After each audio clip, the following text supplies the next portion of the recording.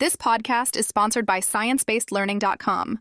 Discover a passion-driven language learning system that combines ebooks, audiobooks, and videos with the science of spaced repetition.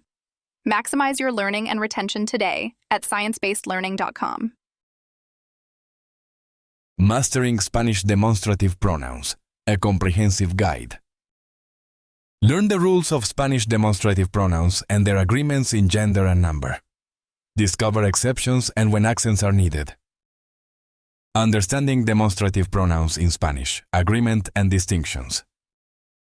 When learning Spanish, acquiring a good grasp of demonstrative pronouns is crucial.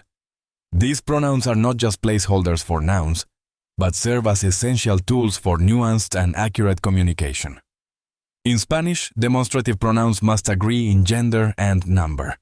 This poses a distinct challenge for English speakers. Let's explore their application, agreement rules, and the exceptions dotting this landscape. Agreement in gender and number.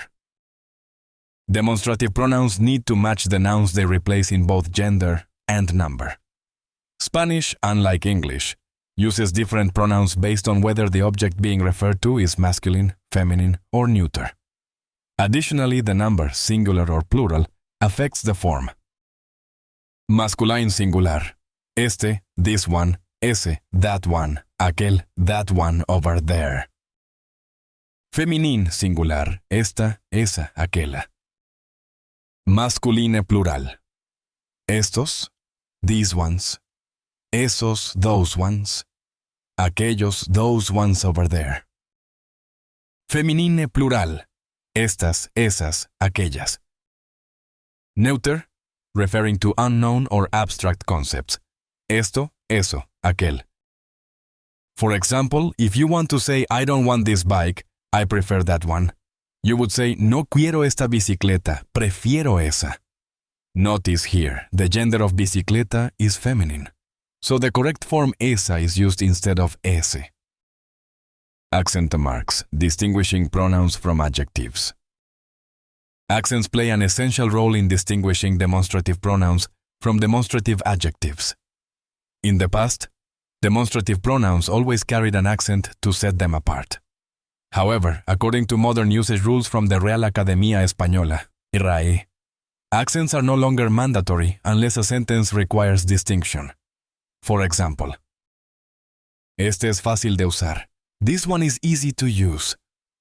Este is used as a pronoun here with an accent. Este libro es fácil de leer.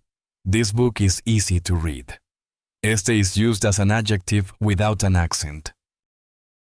The need for accents arises in ambiguous contexts where pronunciation alone would not clarify meaning, though applying an accent mark for emphasis is still widely accepted. Exceptions to consider. While the rule of agreement seems firm, Spanish allows some exceptions.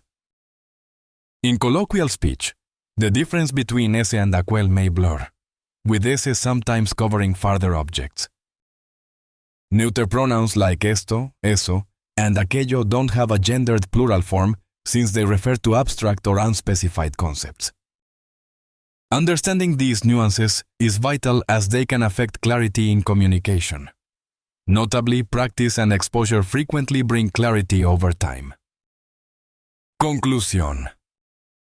Mastering demonstrative pronouns in Spanish enriches your communication skills, providing clarity and precision.